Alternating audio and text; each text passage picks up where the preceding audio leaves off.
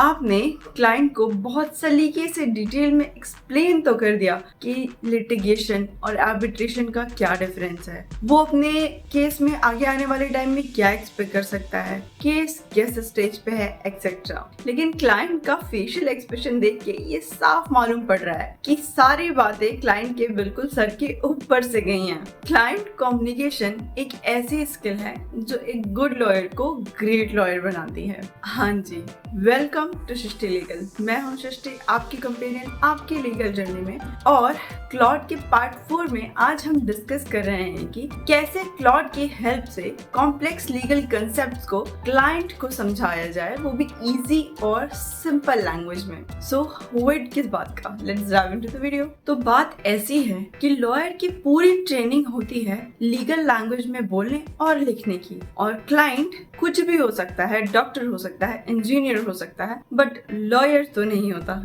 इसीलिए वो आपका क्लाइंट है, राइट? तो अगर आप रिट पिटीशन जैसे शब्द यूज करते हैं या स्पेसिफिक परफॉर्मेंस जैसे शब्द यूज करते हैं तो क्लाइंट सुनता तो है पर उसे समझ नहीं पाता। और एक कंफ्यूज क्लाइंट एक तो बेकार की चिक चिक करता है, दूसरा अननेसेसरी फाइट्स भी हो सकती हैं, और अल्टीमेटली वो आपको ब्लेम करता है इस बात के लिए कि आपने बताया नहीं था। और इस कम्युनिकेशन गैप के बीच क्लॉड एक अमेजिंग टूल है जो क्लाइंट कम्युनिकेशन में ब्रिज की तरह काम करता है, जिसकी वजह से हम कॉम्प्लेक्स लीगल कंसेप्ट को इजी लैंग्वेज में कन्वर्ट कर सकते हैं, वो भी एक सिंपल प्रिसाइज फ्रेमवर्क से। सो देर किस बात की, let's understand this precise framework ताकि हम अपने टफ लीगल कंसेप्ट को इजी लैंग्वेज में कन्वर्ट कर सकें। सो आज के पार्ट में हम क्लाइंट को एक ईमेल लिख रहे हैं giving update about his case status. अब ये ईमेल लिख कैसे रहे हैं? क्लॉड की मदद से। क्लॉड कैसे लिखेगा? ऑब्वियसली हमें उसके लिए प्रॉम्प्ट देना होगा। प्रॉम्प्ट हम कैसे देंगे? ऑब्वियसली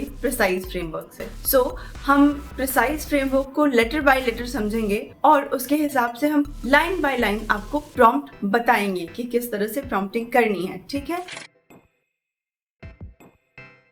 तो प्रिसाइज फ्रेमवर्क का P stands for persona. Persona मतलब आप क्या चाहते हैं कि क्लॉड अपने आप को क्या समझे। तो ऑब्वियसली आप ये चाहते हैं कि क्लॉड अपने आप को ये समझे कि वो क्लाइंट फ्रेंडली लॉयर हैं। तो हमारे प्रॉम्प्ट का सबसे पहला लाइन होगा, you are an Indian lawyer drafting a client update email. अब प्रॉम्प्ट की नेक्स्ट लाइन के लिए हम प्रिसाइज फॉर्मेट के R पे जाते हैं। R stands for relevant context, यानी कि इस काम में जो आप करवाना चाहते हैं क्लॉड से, उसका कंटेक्स्ट क्या है, वो उसका बैकग्राउंड क्या है, वो किस चीज के लिए हो रहा है। तो यहाँ हमारा कंटेक्स्ट है लीगल डेवलपमेंट, यानी कि आपके केस में क्या क्या लीगल डेवलपमेंट हुए हैं, हम इस बारे में बात करना चाहते हैं, हम क्लाइंट को इस बारे में बताना चाहते हैं। सो हमारे प्रॉम्प्ट की नेक्स्ट लाइन होगी कि the high court has admitted our writ petition and issued notice to respondents. This is a positive development. Now comes the E part. E in the precise framework stands for entities and facts. अब हम यहाँ case specifics mention कर सकते हैं कि हमारा case exactly क्या है, वो किस स्टेटस पे है, उसमें क्या हो रहा है। ये सारी चीजें हम हमेशा फैक्ट्स में मेंशन करते हैं। यहाँ हम लिखेंगे कि client mister Mehta, next hearing 15 May 2025, respondents have 4 weeks to file their reply. C in the precise format stands for clauses or component. इसमें हम ईमेल के मेन एलिमेंट्स ऐड करेंगे जो हम बाकी चीजें ईमेल में बताना चाहते हैं, वो सारी चीजें। फॉर एग्जाम्पल हम ये बता सकते हैं कि आज के केस में एग्जैक्टली क्या क्या हुआ, क्या मेन इंपॉर्टेंट पॉइंट्स थे, नेक्स्ट हियरिंग पे क्या हो सकता है। यही हम क्लाइंट को रीएश्योरेंस भी दे सकते हैं। सो यहाँ हम लिखेंगे कि what it means for client, what happens next and reassurance. Now comes the I part. I in the precise format stand for intent. इसमें हम क्लॉड को सिंपल शब्दों में ये एक्सप्लेन करेंगे कि हम क्लॉड से चाहते क्या हैं। At the end of the day ये सारी प्रॉम्प्ट हम क्लॉड को दे क्यों रहे हैं। सो आपको क्या लगता है क्यों दे रहे हैं? ऑब्वियसली एक क्लाइंट फ्रेंडली ईमेल ड्राफ्ट कराने के लिए। तो हम यहाँ मेंशन करेंगे कि draft a client update email explaining all of this in very simple language that a non lawyer can understand. understand. Now, S in the precise format stands for style and structure. इसमें हम अपने email की style को कैसे रखना है, यानी कि उसकी टोन, उसकी लेंथ, ये सारी चीजें एक्सप्लेन करेंगे. सो हमारे प्रॉम्प्ट की नेक्स्ट लाइन होगी कि warm, reassuring tone, avoid all the legal jargons under 200 words. And last में प्रिसाइज फॉर्मेट का ई कहता है कि इवेल्युएट एंड इटरेट. जैसे हम हर मेल को रैप अप करते हैं ना, या हर काम को करने के बाद एक बार उसको रिवाइज करते हैं, या एटलीस्ट ये देखते हैं वो काम ठीक से हुआ है कि नहीं. प्रिसाइज फॉर्मेट का लास्ट ई भी ऐसा ही कुछ काम करता है. इसलिए हम अपने प्रॉम्प्ट की लास्ट लाइन में ये लिखेंगे कि make it even simpler, add a line about what client needs to do before next hearing. तो इस तरह स्टेप बाय स्टेप अब हमारा प्रॉम्प्ट रेडी हो गया है. इस प्रॉम्प्ट को हम क्लाउड में पेस्ट करेंगे और पूरा प्रॉम्प्ट बन के कुछ ऐसा दिखेगा.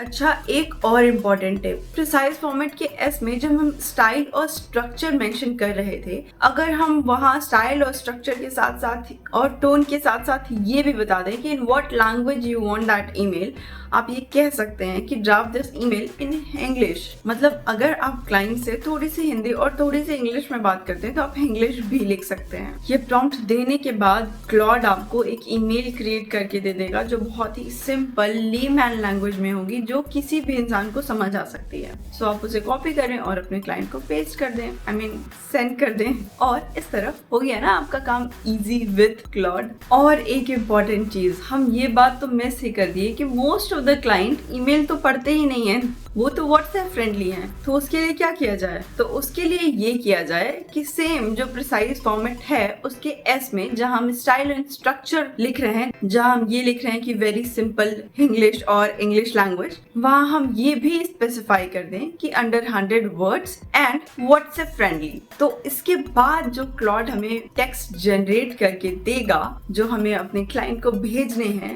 वो व्हाट्सएप फ्रेंडली होंगे. तो इस तरह आज की वीडियो में हमने देखा कि कैसे क्लॉड की हेल्प से हम टफ कॉन्सेप्ट्स को अपने क्लाइंट को easy and human friendly language में समझा सकते हैं. अगर आपको आज की वीडियो अच्छी लगी है तो इसे लाइक करें, और अगर आप ऐसी वीडियोस और देखना चाहते हैं तो हमारे चैनल को सब्सक्राइब भी करें, क्योंकि आपका सब्सक्राइब करना मुझे मोटिवेशन देता है ताकि मैं आगे ऐसे एआई एंड लॉ पे नए नए वीडियोस ला सकूं. और अगर आप चाहते हैं कि क्लॉड की हेल्प से हम लीगल ड्राफ्टिंग कैसे करते हैं, इस पे मैं और वीडियोस लाऊं, तो आप कमेंट बॉक्स में पार्ट 5 कमेंट करें. ठीक है, फिर मिलते हैं नेक्स्ट पार्ट में या नेक्स्ट वीक. तब तक अपना ख्याल रखिए एंड कीप लर्निंग.